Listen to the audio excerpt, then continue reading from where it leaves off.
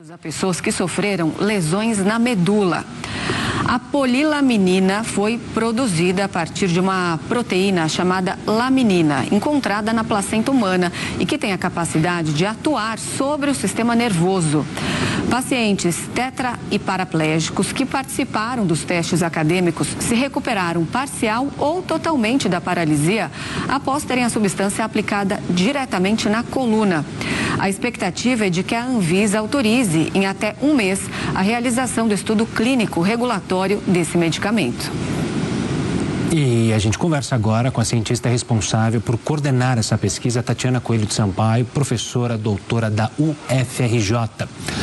Doutora, muito obrigado pela participação aqui conosco no Jornal da Record News. Parabéns também pela pesquisa e pelo trabalho. Eu queria começar tentando que a senhora explicasse como é que esse medicamento age diretamente no corpo de uma pessoa que sofreu um trauma e ele atingiria qualquer pessoa que sofreu esse trauma e poderia se recuperar ou há especificidades em cada caso para poder usar esse medicamento?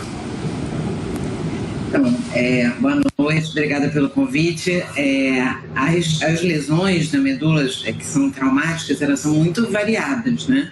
Então, tem algumas pessoas que podem sofrer a lesão, a medula espinhal é um tecido que fica dentro da coluna vertebral. Então, a coluna é óssea, mas dentro tem esse tecido nervoso, que é meio parecido com o que tem no cérebro, né? É o mesmo tipo de tecido. E quando acontece essa lesão, pode acontecer por vários motivos. Pode acontecer porque houve uma luxação, quer dizer, quando uma vértebra empurra por cima da outra, quando ela explode com um tiro, quando tem uma compressão, então um efeito chicote, por exemplo, num acidente de carro.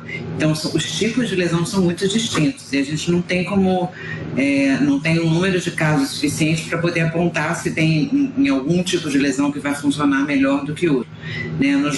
No laboratório, que a gente trabalha com animais de laboratório, com lesões padronizadas, o que nós observamos até agora é que diferentes tipos de lesão respondem bem. E, de modo geral, as lesões mais graves respondem proporcionalmente melhor, quer dizer, respondem proporcionalmente, quer dizer, a melhora que a gente observa em relação ao animal não tratado é maior.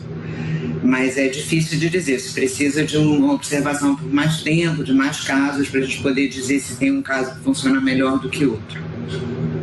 Tatiana, esse medicamento, ele fica mais eficiente em lesões recentes ou ele também funciona em pessoas que sofreram algum tipo de acidente há muitos anos, por exemplo? E qual seria o protocolo? Apenas uma aplicação é o suficiente? Sim, a aplicação é única. Até agora nós só testamos única, é possível testar mais de uma aplicação, então mas a gente tem que começar pelo começo, né? Então, de início, nós testamos uma para avaliar a segurança, ter certeza de que era segura, então esses testes foram feitos, e por enquanto, então, é uma aplicação só, mas não há nenhum impedimento em que se teste mais aplicações no futuro. E ela é mais eficiente na fase inicial, porque na fase inicial não tem ainda um processo de cicatriz, né? Tá tudo muito vivo ali naquele momento, então ela é mais eficiente nesse momento do que depois, quando a lesão já está estabelecida há mais tempo, que a gente chama de fase crônica, já existe uma cicatriz no local. Então, além de ter que ter a regeneração, ainda é importante que essa cicatriz seja transposta, né? Você tem que atravessar a cicatriz, e aí é mais difícil de regenerar. E eu acho que, além disso, a gente tem evidência de que esse tratamento ele também tem o efeito de proteger a medula logo após a lesão. Então, se a lesão na medula ela se prolonga depois do impacto inicial. Ela continua progredindo durante alguns dias, né? Algumas horas e até dias. Então, se a gente consegue fazer o tratamento bem cedo, a chance de ter uma proteção dessa progressão aumenta. Então, tem efeito melhor quando é no início do que quando é na lesão estabelecida. Doutora, sobre a pesquisa em si, eu queria fazer duas perguntas. A primeira é quais são os próximos passos para vocês agora? E também entender como é que se chega a esse medicamento. Como é que se chegou a justamente buscar uma proteína na placenta e que se chega à possibilidade, olha, isso pode justamente beneficiar lesões na medula. Daria para explicar como é que se chega, eu sei que é uma pesquisa obviamente extensa, mas daria para resumir como é que se chega, como é que vocês, cientistas, chegam a essa conclusão para chegar aos testes, enfim.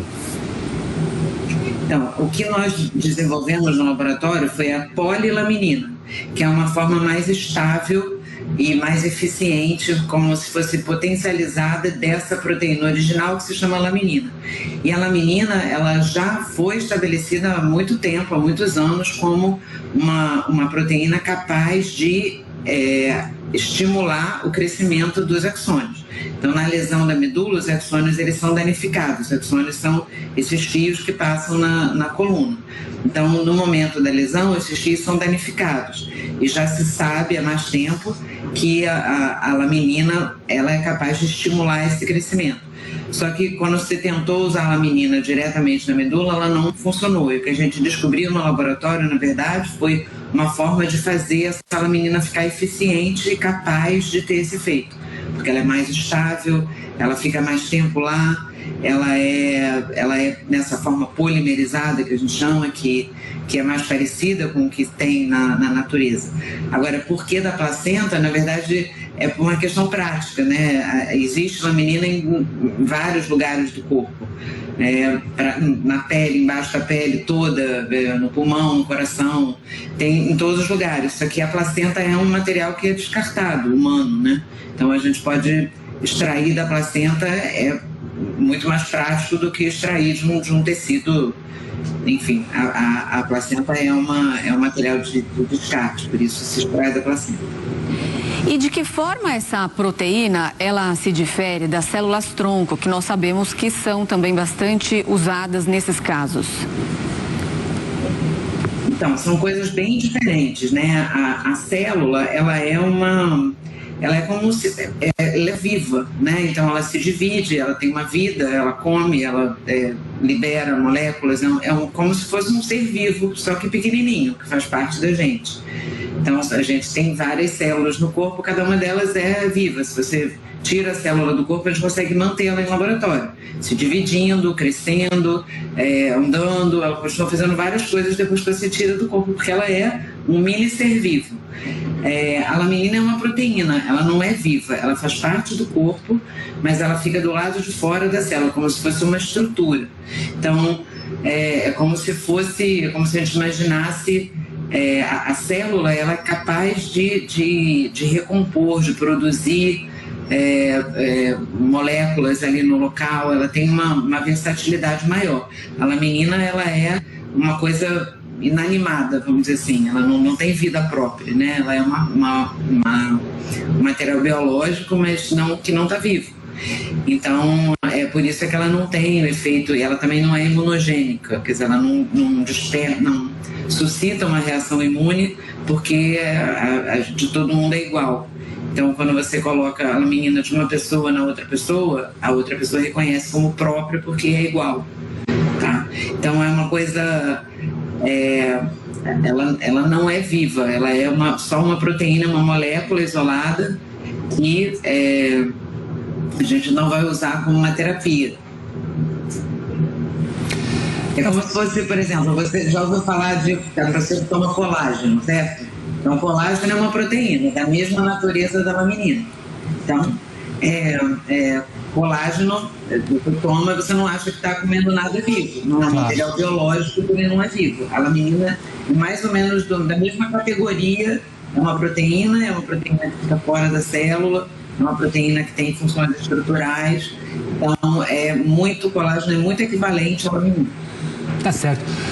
Doutora Tatiana Coelho, obrigado pela participação aqui conosco, falando sobre esse assunto. Mais uma vez, parabéns a você e todos os cientistas que participaram e que participam dessa pesquisa. É de fato um orgulho para nós brasileiros. Um forte abraço. Tá bom, obrigada pela oportunidade.